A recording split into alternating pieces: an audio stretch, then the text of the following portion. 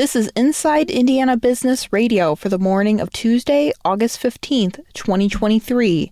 I'm Kate Sharon. Louisville-based Conco Incorporated, a manufacturer of ammunition containers, is planning to expand into southern Indiana.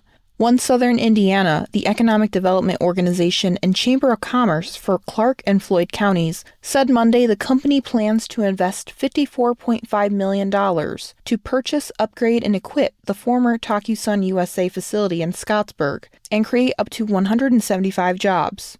The location will be Conco's first manufacturing operation outside its Louisville headquarters. Conco's CEO Karen Pascal called the move a perfect fit. Conco has been a supplier to the U.S. military for more than 50 years and serves as a designated return site to store, demilitarize, and prepare container models for reuse and resale. The new jobs are slated to include a number of positions, including production team members, quality technicians, welders, paint technicians, process technicians, electricians, and administration. Governor Eric Holcomb will join officials Tuesday to break ground in a new state archives building. The $102 million project is near the Indiana State House in downtown Indianapolis, between Ohio and New York Street on a narrow strip of land bordering Senate Avenue Garage. The new 5-story, 133,000-square-foot Indiana State Archives building, when complete, will house some of the state's oldest and most historically significant documents, including its 1816 and 1851 constitutions. Officials say the new state archives will provide museum-quality climate controls lacking currently. The new building is expected to be ready by late 2025 or early 2026. State Bank plans to consolidate its two Brownsburg locations into one and reimagine and expand that office. The new State Bank campus along 56th Street will be constructed in 3 phases. The finished multi-million-dollar project will feature a renovated banking center, an outdoor community plaza, and an additional office building. The first piece is underway as the bank is creating a multi-lane drive-through, private offices, and individual teller stations. The Gardner Road location will be closed after the consolidation December 1st. The two centers are less than 2 miles apart. All 105 employees will be retained with the potential to hire 3 more. From the number one source for Indiana business news, this is Inside Indiana Business Radio. For 25 years, we've had the honor of telling the story of Indiana business. More than 1,300 shows, 8,000 interviews. We've traveled from Valparaiso to Versailles, Fort Wayne to Fort Branch, and everywhere in between. And we are just getting started. Our team is passionate about Indiana business because your story is worth telling. Join us every week as we travel the state to bring you Indiana's story.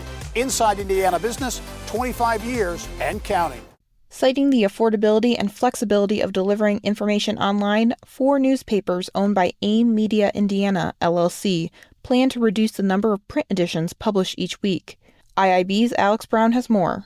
The Republic in Columbus, Daily Reporter in Greenfield, and the Tribune in Seymour will publish print editions only on Wednesdays and Saturdays instead of 5 to 7 editions per week. Franklin's Daily Journal is discontinuing its Monday print edition. The new printing schedule, set to begin September 2nd, was announced in published letters to readers written by Richard Clark, group publisher and vice president of AIM Media Indiana. The company implemented a similar strategy with most of its newspapers in Ohio earlier this year. A frequently asked questions report published at therepublic.com indicated that the newspaper's advertisers prefer specific print days that coincide with the Wednesday and Saturday schedule. The AIM Media publications plan to update news daily on their respective websites. In 2022, Gannett, the largest newspaper chain in the United States, cut 1 day of print publication per week at nearly 200 newspapers. More than half of the total estimated circulation of U.S. daily newspapers eroded from 55.7 million in 2000 to 24.3 million in 2020, according to a Pew Research Center report. Alex Brown, Inside Indiana Business Radio. The slowest sports betting month of the year was just that in Indiana. However, compared to the industry's 10-month sports books decline, last month fared better than most. July dropped 1.4% year over year, outperforming the state's 10.7% drop in the year's total handle. Indiana rings in at $2.25 billion in 2023, adding $203.8 million in July, compared to last year's $2.52 billion. Elkhart-based truck accessories manufacturer Lear Group has named a new president and chief operating officer. The company announced last week that Nando Zucchi will take over as Lear Group's next president.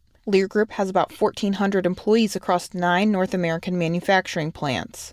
The company specializes in the production of fiberglass and aluminum truck caps, as well as truck covers, cargo doors, and more. Indiana Adjutant General R. Dale Lyles is this week's guest on the Business and Beyond podcast with Gary Dick, presented by PNC, a weekly conversation with high-profile Hoosiers in business, sports, and entertainment, and beyond. Available now from your favorite podcast provider.